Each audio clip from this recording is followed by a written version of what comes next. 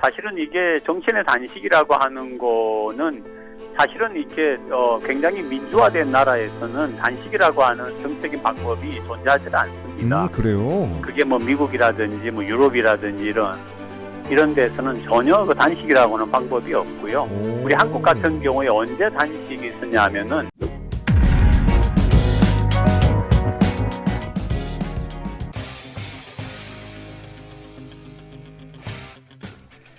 자, 정치인사이드 이어갑니다. 오늘은 정치학회 이사 조경근 교수를 전화로 연결하죠. 교수님 나와 계시죠? 네, 안녕하세요. 네. 교수님, 오늘은 단식 중인 이재명 대표 이야기로 시작하죠. 네, 이재명 대표가 취임 1주년 기자회견 뒤 단식에 돌입했습니다. 오늘로 8일째인데 윤석열 대통령의 대국민 사과, 내각 개편, 국정 쇄신 등을 요구하면서 무기한 단식을 이어가고 있는데 이런 요구가 받아들여질 가능성이 높지 않고 또 이 대표도 단식을 중단할 계획이 없다고 하는데 지금 이 상황 어떻게 보고 계십니까? 네, 첫째로 이야기하고 싶은 거는 뭐 정치가 부재 상태가 되어 있으니까요. 네. 이게 뭐 사실은 한 사회와 국가를 움직여가고 국민의 삶을 책임지는 게 정치거든요. 정치가 근간인데 네. 어떻게 된 게 그 뭐 한 1년 정도 전부터는 여야가 뭔가를 합의해가지고 법안을 만들고 예산을 결정하고 뭔가 새로운 길을 뭐 국민 민생이라든지 이런 걸 위해 세 나가는 그런 게 전혀 없는 그런 정치 부재의 시대가 된 게 가장 안타깝고요. 그다음에 이제 이재명 대표의 단식에 대해서는 뭐 여러 가지 해석과 시각이 있는데 이런 선택을 할 수밖에 없는 상황은 뭐 우리가 보는 관점에서는 굉장히 안타까운 그런 상황이죠. 네. 그 시각을 좀 살펴보면요. 국민의힘은 구속영장 청구 모면용이다라고 비판하고 있고 또 비명계 일각에서는 명분과 신뢰 없는 단식을 멈춰야 한다라는 입장인데 정치인들의 단식은 종종 있는 일이잖아요.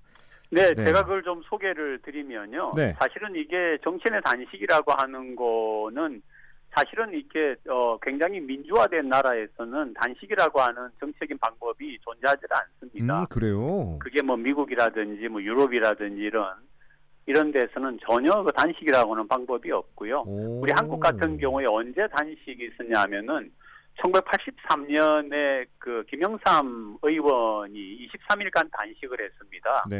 그때 시대가 어떤 시대냐면 전두환 독재 시대였거든요. 그리고 그 김영삼 의원이 연금 가택이 되어 있는 상태에서 민주화를 요구하는 5개 조항을 발표하면서 그렇게 단식을 했고요. 그런 단식은 결국 나중에 전두환 체제가 이렇게 뭐 말하자면은 임기는 채웠지만 사실상 무너진 거죠. 왜 그러냐면은 그 다음에 그 또 장충체육관에서 노태우 당시 후계자를 대통령으로 만들려고 했던 그런 게 실패하고 결국은 직선을 선택을 하게 됐거든요. 그래서 YS의 단식이라고 하는 거는 그런 소위 전두환 독재 체제를 종식시킨 그런 의미를 가지고 있었고요. 그 다음에 1990년에 김대중 전 의원이 단식을 했습니다. 13일간 단식을 했는데 그때는 뭘 두고 단식을 했느냐 하면은 지방자치의 실현을 두고서 단식을 했습니다.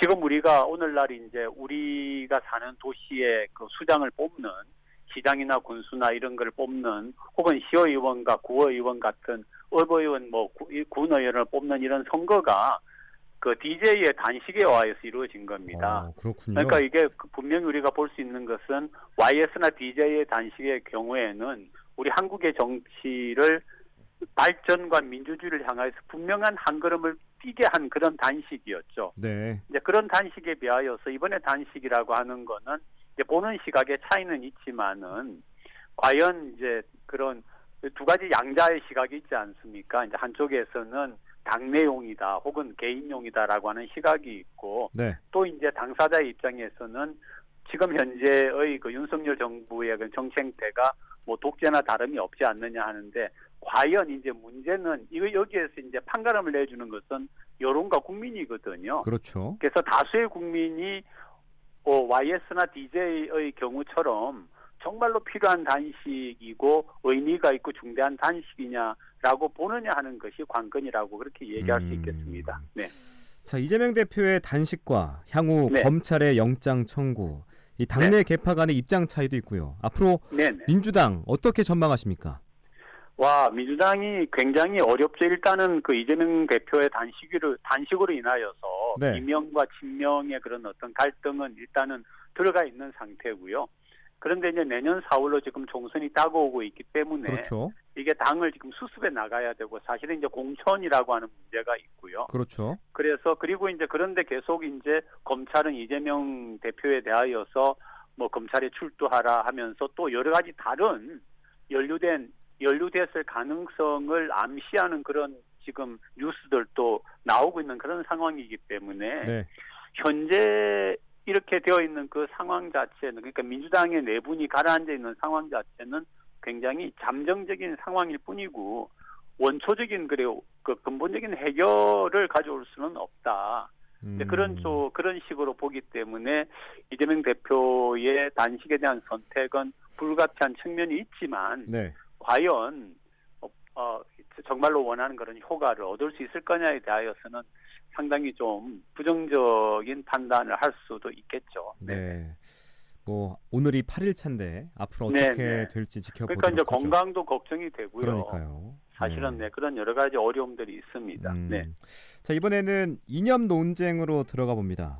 네네. 윤석열 대통령이 띄운 이념 논쟁 여파가 계속되고 있는데 네네. 육군사관학교의 홍범도 네. 장군의 흉상 철거 문제로 촉발된 이념 논쟁 계속 네. 거세지고 있거든요.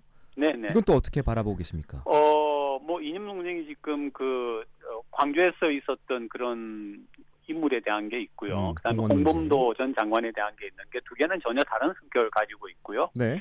홍범도 전 장군 같은 장군이죠. 홍범도 장군 같은 경우에는 과거에 볼셰비키 그 당에 가입했던 그런 게 있습니다. 있는데 우리가 독립운동의 역사를 보면은 일본군 완전히 무장이 되어 있는 일본군과 싸우기 위하여서는 무기가 필요하지 않겠습니까? 그죠?